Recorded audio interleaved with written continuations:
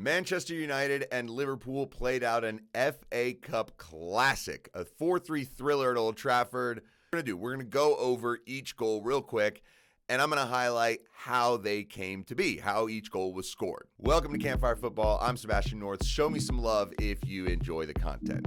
So let's get into it. Goal number one. So Manchester United break up an attack at the top of their box. Scott McTominay gets it. It comes back to him from Lindelof, and McTominay does a very nice job here of doing a double knee touch to start breaking the line. He gets past Endo and gets fouled.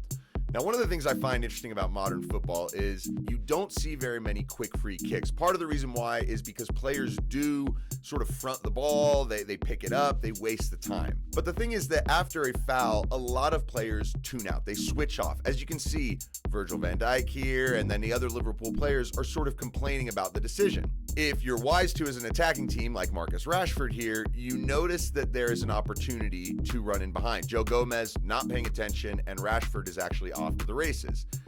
Man United noticed this. Manu wants to take it quickly. Bruno Fernandes does. Now the ball, if it was more central into this area here, Rashford may have been in. Instead it goes wide, and so Liverpool are able to get players back. Kwanzaa does a good job to face Rashford. Gomez comes and supports him, so Rashford doesn't have too many options. There's more Liverpool players in the picture than United players. But I just had an arrow here on Alejandro Garnacho. He is a key to this because no one picks him up. Just plain and simple. They just do not pay attention to him, and he's able to wander completely free. Now, Kwanzaa does a good job to stay tight to Rashford and force him backwards. Liverpool have a good shape here, okay? They've got 6 players. They're cutting off all the different passing lanes, and they seem close enough to Man United players that no one is going to be able to receive the ball and get open. Problem is, they're all staring at the ball. You can look at all of their heads. They're just staring at the ball, and that is a problem. No one looks over their shoulder to see that Garnacho has already started to make a run and is free. On the other hand, as Marcus Rashford gets the ball, you see here Alexis McAllister is taking a look at Scott McTominay, which is what he should be doing. But additionally, he should be closing down the space, preferably getting goal side of McTominay, because we've seen McTominay this season be dangerous, crashing into crosses late in the box. If he decides to make a run out here to the back behind Højlund and Rashford crosses to him, he'd have an easy header. There's just no way that McAllister would have any way to challenge him. So McAllister is already in a bad position. He kind of notices it, but does nothing about it. As I said, Garnacho is now completely free. Gomez and Kwanzaa are so close to each other, you can barely tell the difference between the two of them. That's a defensive issue. And Garnacho is able to run. He gets the ball. Once again, McAllister's late to react to get close to McTominay. The shot is saved. And because McTominay had the jump start on McAllister, he is the one that's able to get the toe poke and put it in. This is a theme we will see in future goals. Players just ball watching, not noticing what's behind them, and then being late to react when a ball is loose. All right, so Liverpool then equalize. Ball comes back here. They were attacking. Ball comes back to Virgil van Dijk, and he swings it over to Kwanzaa. Now, take a look at Man United. Their shape is pretty decent. They have all 10 outfield players behind the ball, and they're all pretty condensed and compact, so there shouldn't be any way through them. As long as they pressure the ball well, there shouldn't be a way to get right in between them. But Kwanzaa is able to do that. Though Bruno Fernandes does press, he basically gives up right after Kwanzaa's first touch and goes, well, Marcus Rashford, you do it. It's also left McAllister wide open, who is the goal scorer, and the fact that he's wide open now and that never changes is an issue. Kwanzaa goes ahead and just dribbles right by Marcus Rashford. No issues. Rashford can't foul him. And now your center back, the center back for Liverpool, has dribbled all the way into the penalty area. Now, I mentioned McAllister. Manu has the responsibility now of picking him up. And Kobbie Mainoo's a young player, just got his England call-up. He looked great at a lot of times in this game. I'm excited for his career. Hopefully he learns from this, because once again, he is ball watching. As the ball goes from Kwanzaa into Darwin Núñez, he does a very good job of actually one-touching it back instead of trying to take it himself. But look at Kobbie Mainoo.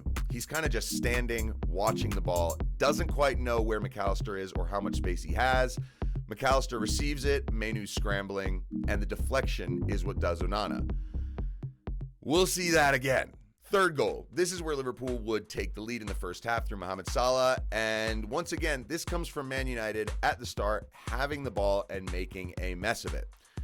Ball goes to Aaron Wan-Bissaka. He sees Rashford out wide, tries to play it. Szoboszlai reads it, and Wan-Bissaka is very lucky that the ball just comes right back to him and doesn't actually go here.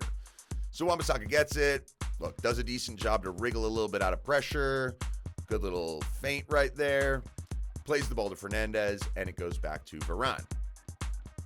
Fernandes here is putting his hands down like this. Calm down, take your time. We have time, let's get open. What should Wan-Bissaka be doing? He should be quickly running out to the wide area in order to stretch the field. But he just kind of stands there.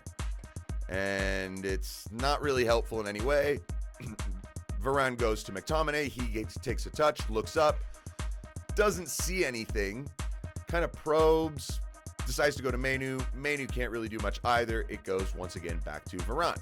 Now, Wan-Bissaka is now wider. This is where he should have been gunning in the first place. But because the ball is already over here and the Liverpool players are as well, Varane doesn't really have very many options. Bruno Fernandes just took a look over his shoulder and he is pointing out to Marcus Rashford. Now, I can't see the shape of the Liverpool back line, but what I can tell you is because there is no pressure on the ball, Varane could easily touch the ball out of his feet and hit a long ball to Rashford over the Liverpool defense, and that just gets United up the field. It could cause all kinds of chaos because that's really the ball that Rashford thrives off the most. Varane turns down the option, and so basically you're looking at this as a minefield for Man United to get through. There's 6 Liverpool players, obviously 4 in the back, and they're all pretty condensed and compact, so there's no way to get the ball to Manu or McTominay. Varane takes a look, sees nothing, and decides, all right, well, we'll just go out to Lindelof, or maybe we'll just go out to the side. Okay, Lindelof's my only option. Lindelof receives the ball, and look what he does. Puts both his hands out like, who wants it? Apparently Aaron Wan-Bissaka does, putting his arms out. I don't know why he's doing that, because any ball across, Salah will just cut out, so that ball shouldn't go there, but it can't go to anyone else. So what does this mean? Liverpool's press is effective. It forces the ball back to Onana. Onana receives, takes one touch. Now, ideally, he wants to play this ball right away to Wan-Bissaka so that he can turn and go forward. But Wan-Bissaka is slow to get into position. He should have already been dropped into here when the ball went to Onana because it's obvious it's going to come out to his side anyway. But he's not facing the field. He's got his back towards it and he's running backwards, which forces Onana to take another touch. And now Liverpool can squeeze. All that time it took. There's not many options left, and Salah has seen the trigger. Go and press. Wan-Bissaka gets the ball, and there's one option for him to get out, and that is Scott McTominay. If Wan-Bissaka clips this ball right into this space, sort of in between McTominay and the referee, there's a really good chance that McTominay can get out. Now, there's a possibility there's a Liverpool defender here I don't see, but this is your out ball. This is it. It's the only one you got. Instead, he turns his back to the field. This is a pressing cue for any good team. When a player turns his back to the field and starts dribbling towards his own end line, you press. This is one of the major things that we teach players at a young age. So obviously a team as good as Liverpool at the press are going to do it. Wan-Bissaka is now in trouble in the corner, plays the ball to Bruno Fernandes, and he gets stripped of the ball. Now, Bruno Fernandes could have played a one-touch ball into Varane, who could have then played McTominay, and they would have been out. Bruno Fernandes took a touch, invited Gomez to come in and tackle. Now, let's take one quick look again at this challenge. Look, there's maybe a case for a foul here, but Bruno Fernandes does very little to actually get himself big and protect the ball. He just kind of takes the contact and thinks he's going to get the foul. He doesn't. And he's just sitting on the floor. Wan-Bissaka stops and put his arm in the air. And now he's out of position. Okay, this is an opportunity for Liverpool to attack. Obviously, Man United players in this scenario, with the exception of Bruno, who's on the floor, should be coming back into the box to help out. Lindelof wins the initial header. It drops to Luis Diaz. Now, once again, I just want to highlight Wan-Bissaka. You'll see again, he is strolling. He is not trying to close the space between him and Varane, his center back, and get closer to Salah, who ends up scoring the goal. The other issue is Diego Dallo and Victor Lindelof here, because they don't need to sort of be doubling on Luis Diaz. The problem is going to be Darwin Núñez. He isn't yet because he's offside, but he says hold it, and now he gets onside and the ball can go to him. Once again, Wan-Bissaka walking. Two Man United defenders right here. This is an issue. You're leaving one open, even though you have plenty of cover. And as the ball goes to Núñez, Lindelof has to scramble. Núñez cuts inside of him. And once again, here's Wan-Bissaka, miles away from where he should be, and two defenders ball watching. They're not paying attention to the other guys. And the way this happened, even in like normal time, this felt in slow motion. How is Salah that open at the top of his 6-yard box? And I think a big problem was Wan-Bissaka. He really was the genesis of that goal for Liverpool in so many ways. All right, let's move on to the number 4. This is the equalizer for Man United. Liverpool have been pressing all second half. They've been the better team, created chances. Right here, Onana had just made a save from a Luis Diaz shot. There's only 5 minutes to play, Liverpool. Just be smart, right? Just close down spaces correctly. Bruno Fernandes starts to advance, and what he sees is that run by Marcus Rashford in behind. So he tries to play it. Rashford is offside, right? So if this ball had gone through, Liverpool had gotten a free kick. Van Dijk intercepts it, sort of clips it into midfield, and McTominay recovers the ball. Now, he's not facing the field, which is good for Liverpool. Endo is right on his back, not letting him turn. That's also good. And he's got support to press and to be able to try and strip McTominay of the ball. Problem is, 3 Liverpool players go to the ball, and you'll see Harvey Elliott here ball watching. He doesn't realize that Ahmad is just off his shoulder. And Cody Gakpo is the one who makes a tackle, and it just works for Man United because it goes in behind. And you see here Harvey Elliott realizing, oh God, I've just left a massive gap and I didn't cover Endo. So Antony picks up the ball and he is going to play it wide. Now, once again, Harvey Elliott, what kind of decision do you make here on who you stick with? He decides, again, staring at the ball, that he's going to come over here for some reason. Maybe it's to try and help Connor Bradley with Garnacho. I understand that.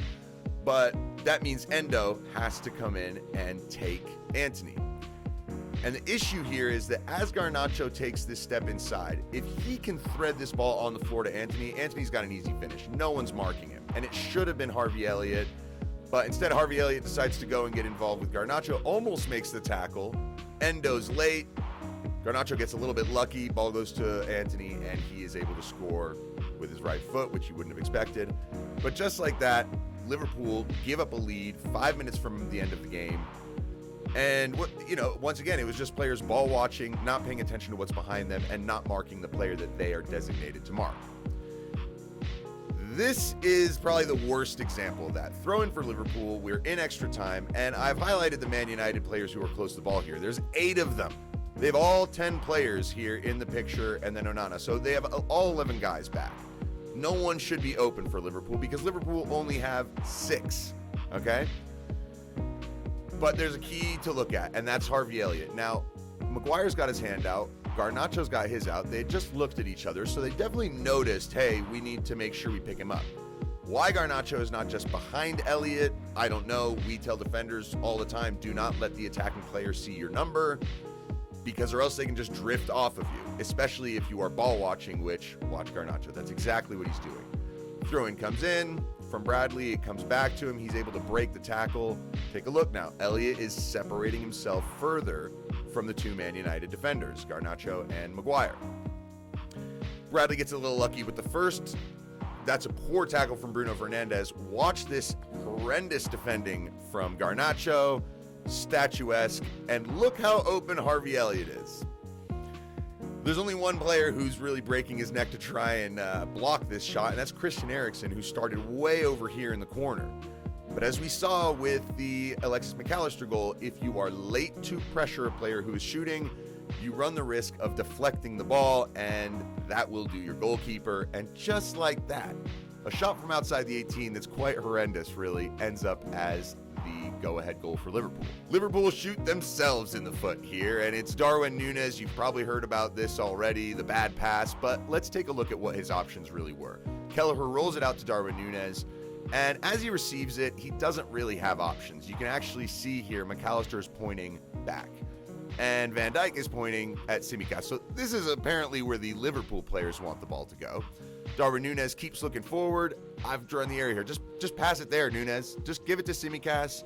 He's the open player. It's easy. But Núñez has decided, it seems, that he wants to go to Endo, which is weird because Endo does not look like he wants the ball. This is not what a player who wants the ball does. They don't just sort of walk away. He's not even opening up. He's also square, so he knows this ball shouldn't come to him anyway. That's why he's not asking for it. But Núñez is determined, I guess, to find him. Diallo blocks off the route. He blocks the pass, and now Liverpool are in a world of trouble. The issue for them here, and I don't think there's much they could have done about this situation. It happened so quickly, but Garnacho, because he is ahead of Connor Bradley, he is a major, major threat. And so Gomez, if he gets really tight in here and marks up on Rashford, allowing Van Dijk to cover the ball, well, Garnacho's just going to get it and have an easy finish. So Gomez is kind of caught between a rock and a hard place. As I said, this happened super quick. McTominay, very good ball to allow Rashford to hit it one touch. And this is great. McTominay, actually, keep an eye on him right here. He goes down because he was cramping so bad he couldn't even join in with the celebrations. That's where we were at. Fantastic game. Great. It was really exciting. And the final goal, the game winner. As this ball gets headed out by McTominay, two Liverpool players coming to it. It's Endo and Harvey Elliott. Which player should get the ball? Ideally, the one who is facing more of the field, who's facing forward. Endo is running backwards. Harvey Elliott is facing forward. And Harvey Elliott can see that Tsimikas, if you just play the ball back out wide, he can reload the cross. Problem is Endo decides to just get involved, and maybe he's trying to block off Diallo, maybe he's trying to play the ball, but he seems to change his mind. He gets in the way of Harvey Elliott, who still tries to get it to Tsimikas. Diallo strips him, and we have a 2v1. Now, I'm not going to be harsh on Connor Bradley here because I think he did mostly everything right. This is rock and a hard place type stuff. Maybe the best thing he could have done was actually force Garnacho to go onto his right and not let him pick out Amad Diallo, hoping that McAllister could come back quick enough, which he almost did. Problem for Connor Bradley as well is that Diallo is not offside. So if he tries to jump in, the ball will just get touched by him and Diallo's in on a breakaway. So Connor Bradley does a pretty good job. Look, his defensive stance is good. He's side on. But this right here is the key moment. Watch Connor Bradley's feet. The ball from Garnacho was slightly under hit, which means that Amad Diallo has to slow down, and now Connor Bradley can go and make a move. But he slips, and that just gives Diallo that little extra bit of time to hit the only finish that was going to score on the ground at the far post. And that is how the game ended, 4-3 to Man United. It's fantastic, fantastic game. It was really exciting. It'll be a classic, but unfortunately there were no great goals. It was just goals ridden with errors, basically. So anyway, I hope you enjoyed that. Thank you so much for stopping by. I'm Sebastian North. This is Campfire Football. Hopefully do more breakdowns in the future, and hopefully this video passes the YouTube copyright.